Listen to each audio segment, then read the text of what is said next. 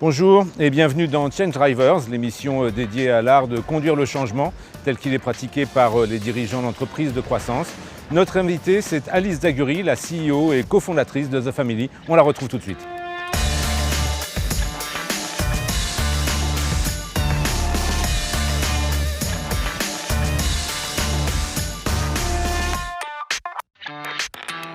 Alice Daguerre, on est dans un programme qui est dédié à l'art d'accompagner la transformation, de la manager. Alors, un domaine sur lequel vous êtes triplement compétente en tant que cofondatrice de The Family, entrepreneur vous-même, à la tête d'une entreprise de croissance. Vous accompagnez des startups dans leur mouvement perpétuel et régulièrement dans la gestion du fameux pivot. Vous accompagnez aussi des grands groupes sur la gestion de leur transformation numérique. Alors, est-ce qu'avec tout cela, cette triple pertinence-là, vous avez repéré un certain nombre d'invariants, quelques bonnes pratiques récurrentes sur l'art d'accompagner et d'accélérer la fameuse transformation? Non, il y a plusieurs sujets dans cette question qui ne correspondent pas forcément tous au même contexte et au même cas de figure. La start-up est complètement différente du grand groupe dans le sens où elle part de la page blanche. C'est beaucoup plus facile pour elle de prendre des risques puisqu'elle ne perd rien. Elle n'a rien, elle peut tout miser.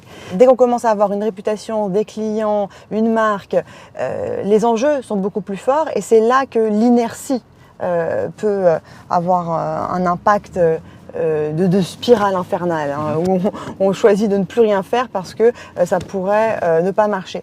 Je crois que les enjeux sont de se remettre dans cet ADN entrepreneurial, que ce soit même pour la start-up qui commence à grandir et qui a peur de perdre ce qu'elle a commencé à acquérir, que pour le grand groupe qui s'est éloigné beaucoup trop de cette façon de travailler entrepreneuriale. Et ça veut dire quoi? Ça veut dire accepter de pouvoir perdre. Accepter quand on travaille en équipe, en mode projet comme on dit dans les grands groupes, de tenter une approche, créer un nouveau service ou un nouveau produit et potentiellement perdre au départ, perdre en réputation parce que ça ne correspond pas peut-être à l'image de marque, mais ce court terme-là est nécessaire pour qu'on puisse en tirer les bénéfices. Un exemple, je me souviens à The Family, il y a 2 ans, ça fait 3 ans qu'on existe, il y a plein de startups en France qui nous font confiance, qui sont dans notre portefeuille, mais elles sont toutes françaises. Et nous, notre ambition, elle est internationale. Et donc on se demande comment est-ce qu'on va faire pour aller à l'international. On est une petite équipe, on est 30 personnes, et on commence par aller à Barcelone, parce qu'on est plutôt méditerranéen dans l'âme.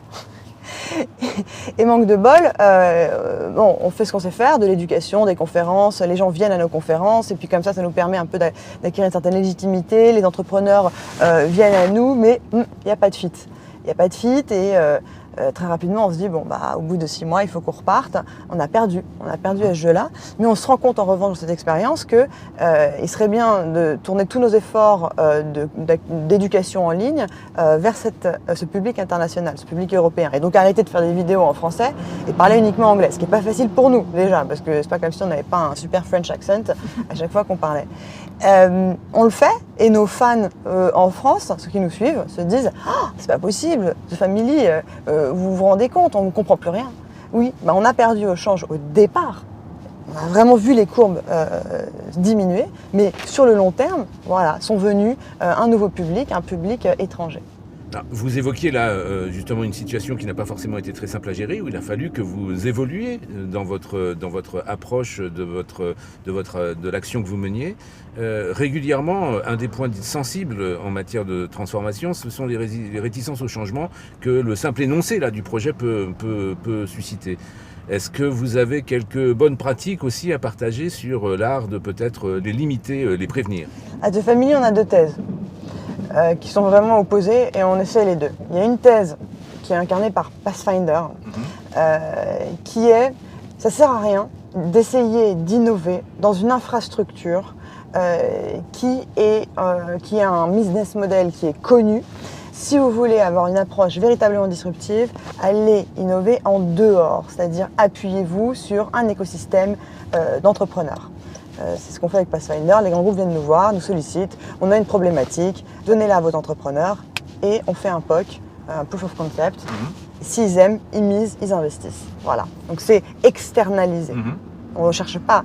Et de l'autre côté de la thèse, c'est pariez sur vos employés et faites grandir ces employés en les mettant dans un état d'esprit entrepreneurial. Et ça, c'est avec Lyon, les formations, c'est beaucoup plus long terme pour le coup. Mais les déclics sont profonds et quand les gens reviennent de la formation Lyon, ils commencent à mettre en place des pratiques de start-up, d'entrepreneurs.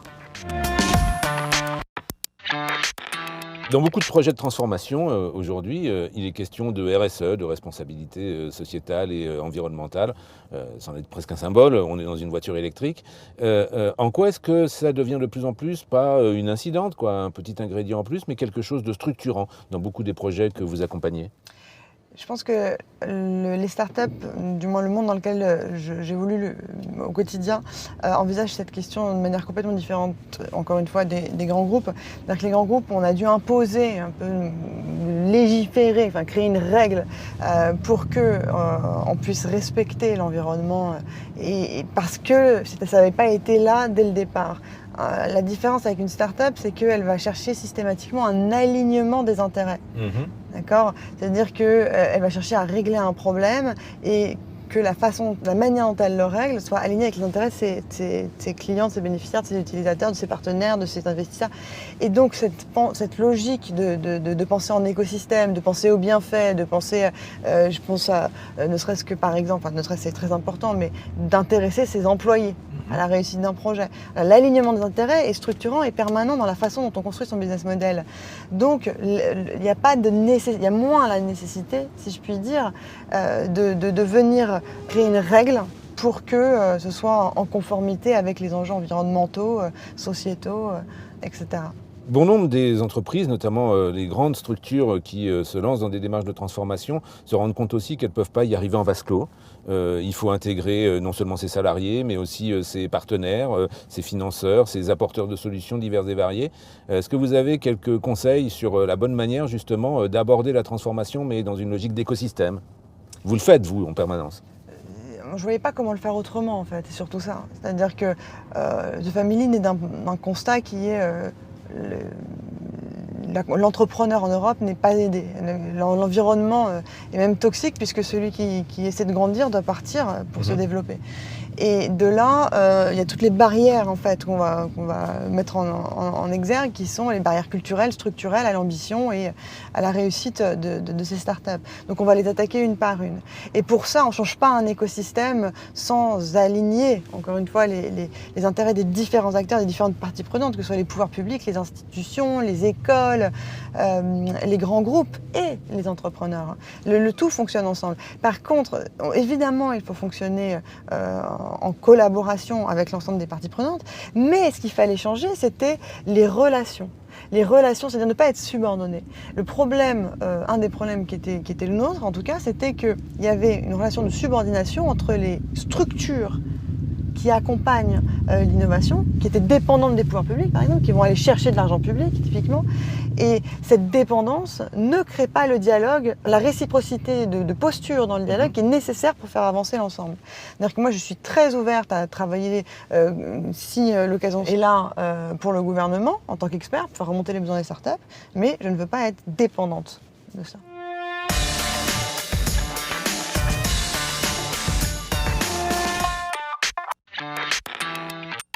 Merci beaucoup, Alice Zagury.